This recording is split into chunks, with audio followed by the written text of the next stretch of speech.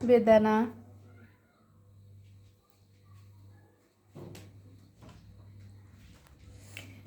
বেদানা,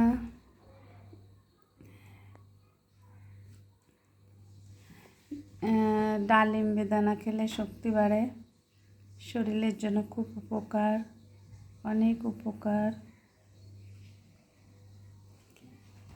এখন আমরা আর একটু পরে খাবো।